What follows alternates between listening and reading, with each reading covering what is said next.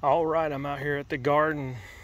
Do a little update for you again. It's amazing to me how quickly things have grown over the last week. We've had a couple days of thunderstorms, and I didn't know this till we started studying this with our kids' science, that actually thunderstorms are one of the best things for your garden. I knew when it rained it was better than when it watered, but the reason for that is because of the nitrogen that's produced by the lightning. So you may not have known that, but it puts a little bit of nitrogen in the rain, and that comes down, and you know, the Lord just knows what he's doing better than we do. I have not really watered this a whole lot because we've had so much off and on rain, but it has been amazing. These are the beans that I started out with, and if you go back and look at a video not too far back, you'll see these were not nearly as bushy.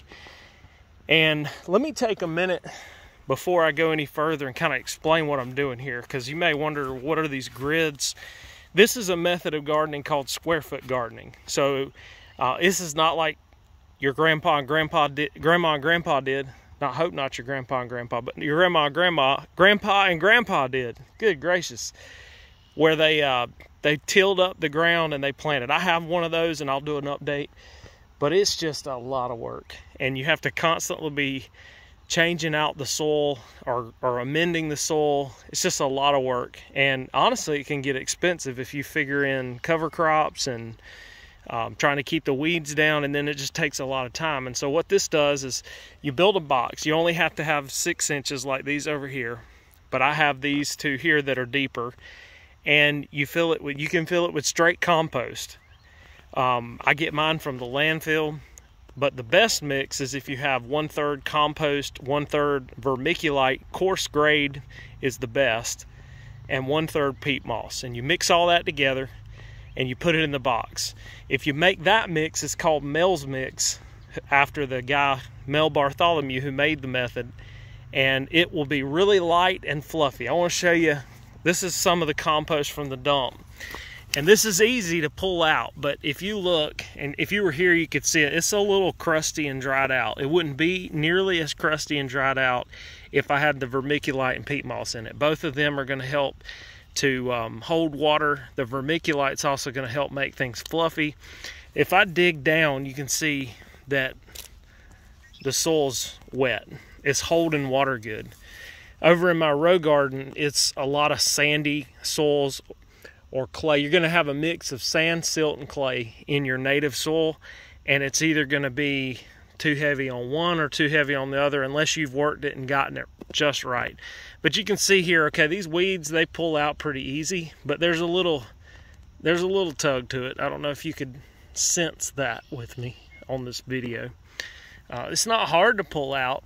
Now in the 99, 100 degree weather, this stuff's going to be pretty caked. It's going to get baked on there. So if you're going to go straight compost like this, you're going to need to have some kind of a maybe a mulch to help. You can put pine straw on top of it or whatever. The thing about it though is you got these grids laid out every foot. So this whole bed's divided up into square feet. And in each square foot, there's a certain number of plants you can put. You can put 1 pepper plant. You can put 4 romaine lettuces per square. You can put 9 carrots. You can put 16 radishes. And so there's a different amount based on the spacing the plants require. And what that does is it makes everything grow tightly together, which is going to help with weed competition, but it's also going to mean that you can get more in a smaller space, so you don't have to work as much. And if you're putting some kind of weed barrier underneath this, I did cardboard, but you can do whatever. I've got Bermuda here, so I'm going to have to get rid of that because that's still going to grow up under there. But you put a weed barrier down and you put your compost in, and you may have a few weeds pop up here and there, but it takes you all of 5 minutes to come out here and pull them things up, and everything grows to where it sort of shades out the weeds, and it works great. And you can go to work in the day, come home at night, and you know, water it every now and then, pull out a few weeds while you're looking at things, and it's easy, and you can grow some food for yourself. And I mean, if you have enough of these, this is a 4x8, you'd be surprised how much food this 4x8 will produce. You really have 3 growing seasons. You have spring, summer, and fall. And here, you can actually have a winter growing season as well. I'm gonna show you that in a minute. But anyways, it's more of coming out and looking at the progress of things and picking a few weeds. Whereas if you go with the in-ground garden, you gotta work it all the time, and it's never ending. Now I'm gonna spray Roundup around here. I think that's what I'm gonna do this week. And boy, you talk about something that'll get people hot and bothered. If you start talking about spraying Roundup in an organic gardening group, I'm not talking about spraying it in here. I'm gonna spray it out here, but they will flip out on you. So this here is my plot where I've got the okra growing on the outside, and it's growing up. So I think my strategy is gonna work. And what's gonna happen here, as this plant grows, I'm gonna stake it, and I'm gonna start taking the bottom leaves off as the top ones grow, and it'll actually be tied up that stake. So this squash is gonna grow vertically. It's gonna be this long vine by the end of the season. But my hope is that all of these other okra plants also grow up, and that everything plays nice together. Maybe it will, maybe it won't. Over here we got zinnias that are starting to pop up with some weeds that I got to get rid of. We've got peppers, and these peppers already starting to get us a little peppers on there. These are banana. And then down here, or you can see, we got cucumbers here. I've got this string here tied around a cattle panel that I made into an arch, so I can try to pull them back away from the peppers a little bit and start growing them towards that trellis.